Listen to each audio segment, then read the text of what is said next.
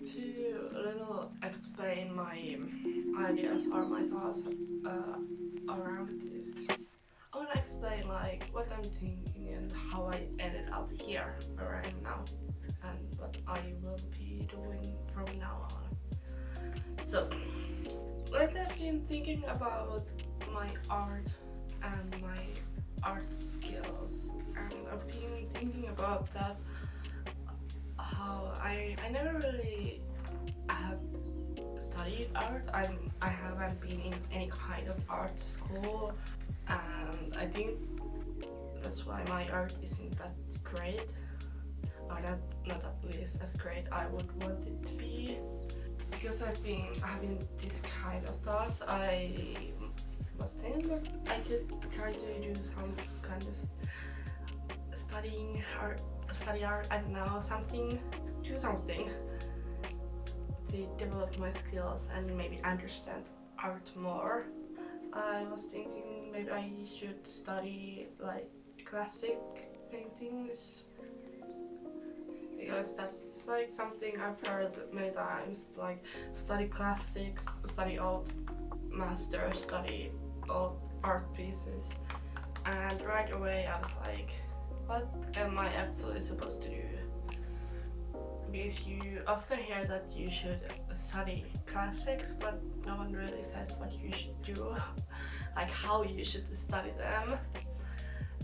So I just googled something like how to study classic paintings and find some about how you should find pictures of many art pieces and study them, read about them, understand the painters and their works and that kind of stuff.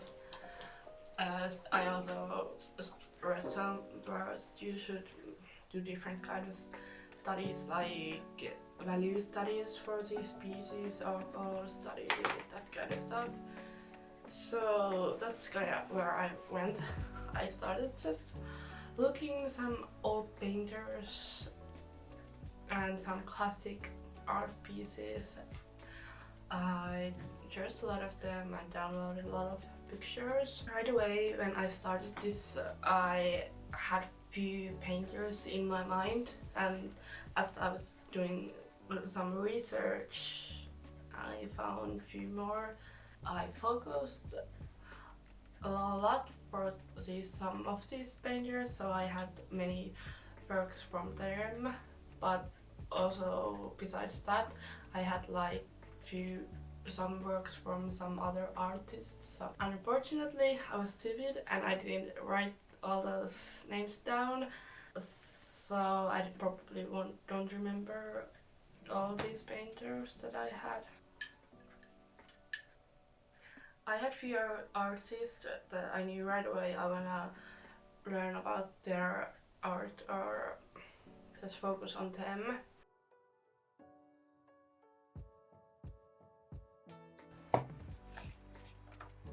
First I had Vincent van Gogh.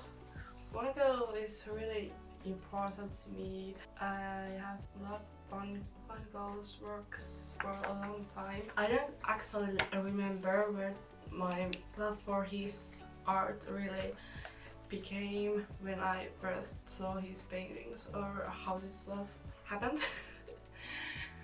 I don't know if it was as a teenager I watched this Doctor Who episode about Van Gogh. It's such a good episode. Maybe my love came from there, or maybe I just saw some paintings of his when I was a little younger as a teenager and just fell in love how beautiful they were.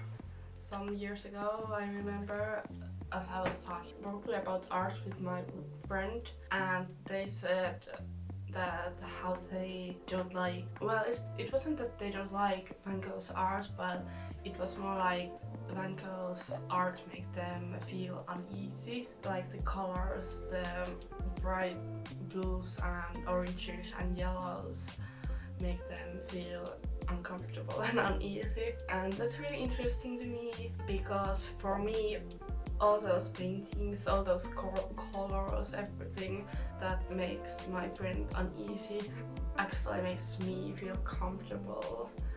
It's what I love about his art, because something about those paintings just feels so... it makes me feel like I'm home.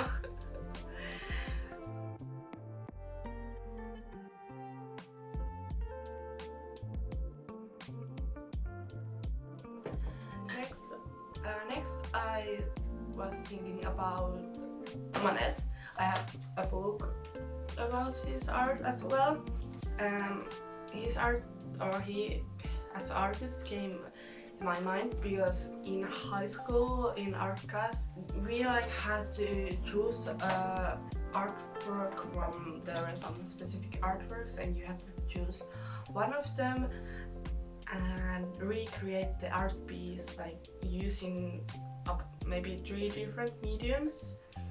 And I remember I chose his painting called Olympia, this one.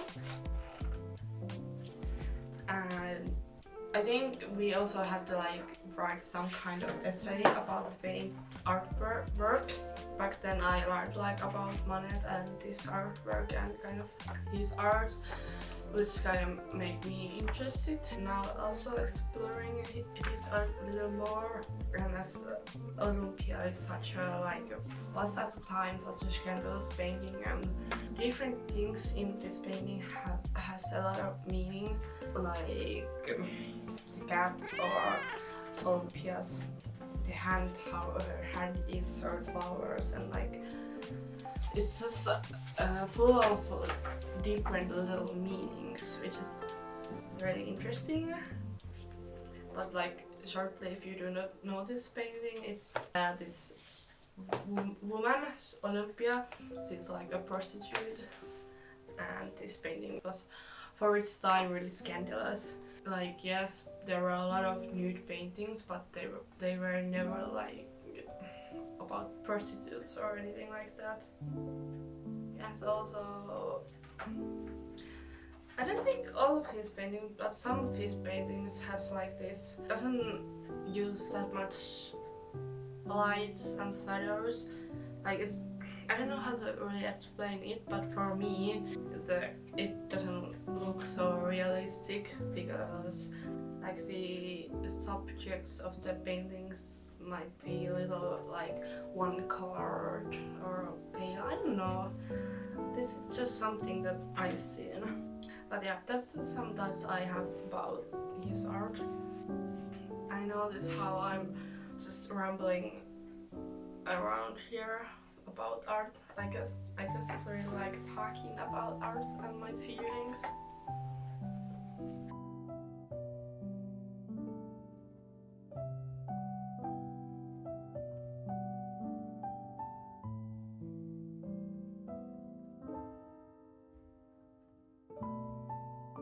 I ended up finding this artist called Artemisia Gentileschi. I don't really know how to say her name, but yeah, her paintings have been around social media as they are really like feminist paintings, and they really fit, I think they really fit modern day feminism as well.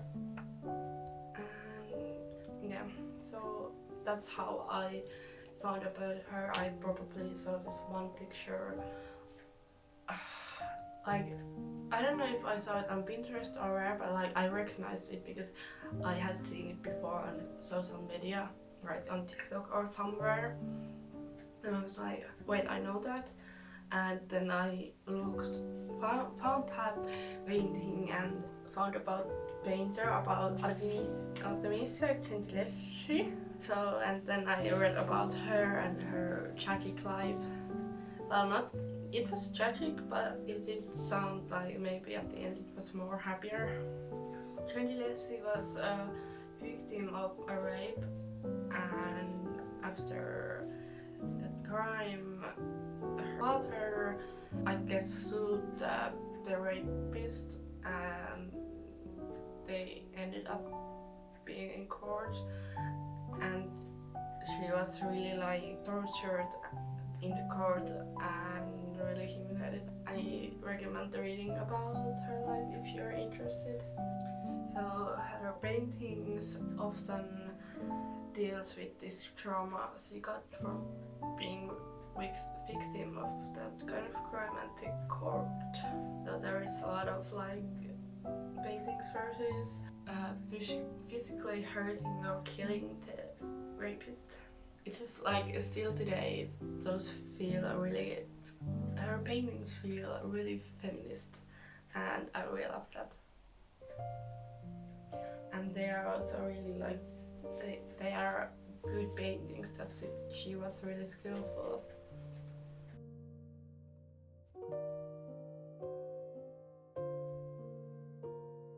I did do some value studies from few paintings. It was really interesting. I don't think I've done this, and it's interesting to do this and like actually able to do it so that the study looks like the painting, and this probably helps a lot to see the lights and shadows better. This is something that I really need to maybe focus on, or like learn to see better the shadows, the lights. I did ramble a lot about art, but I like talking about it. This was a challenge too. I didn't have any scripts or notes for this, so it was a challenge as I'm not native English speaker, but I did it. I'm gonna start drawing and painting and doing art.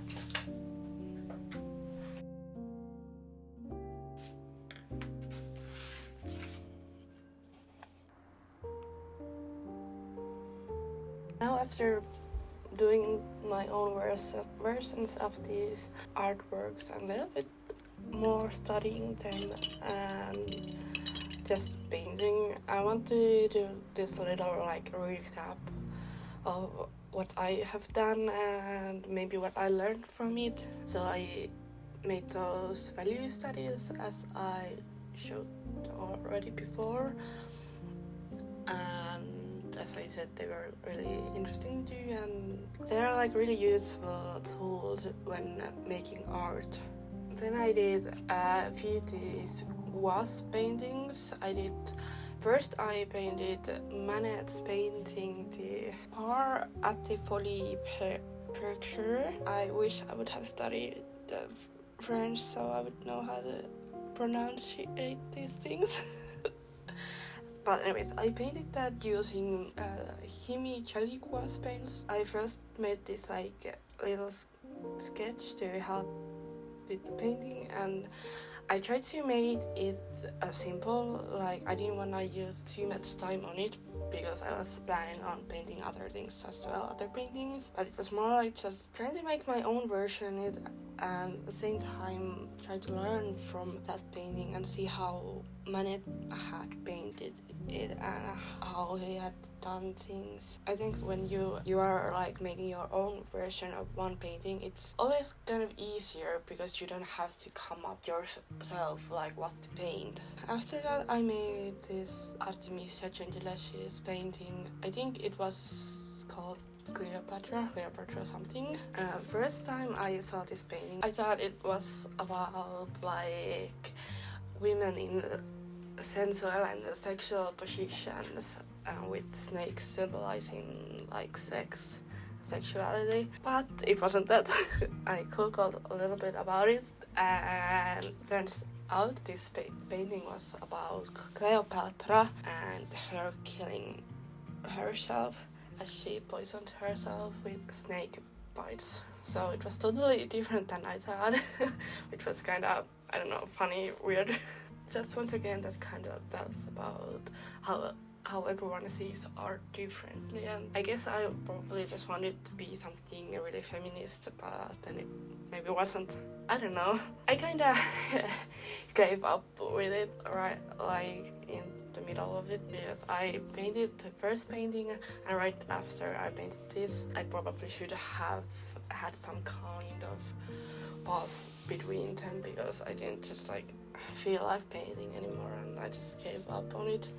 The position of the person of Cleopatra was really hard and I just didn't know how to paint their legs, and also because it has had so much fabric in it, it was really hard.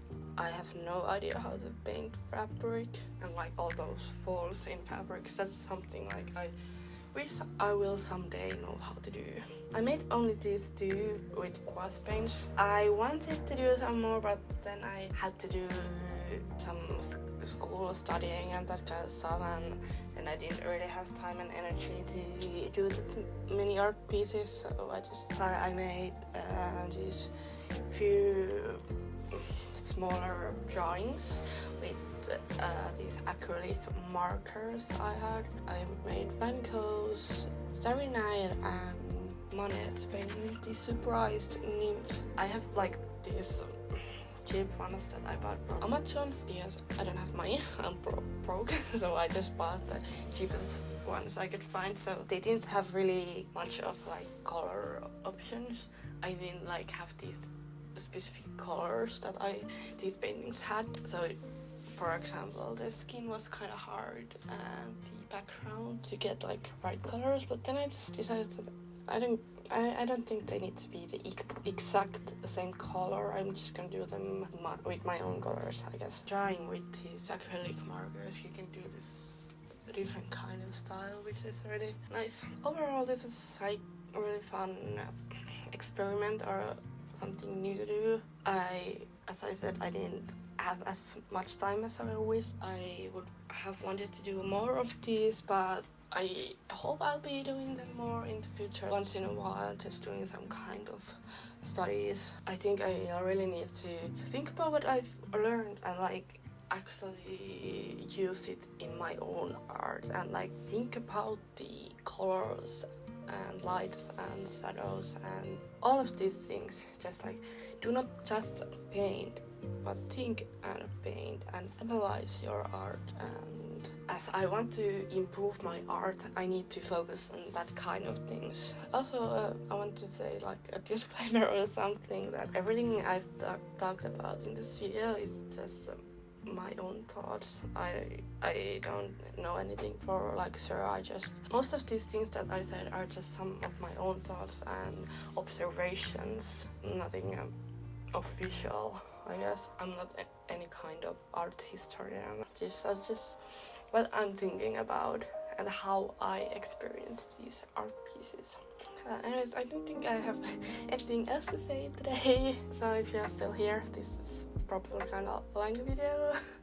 And thank you for watching and have a great day.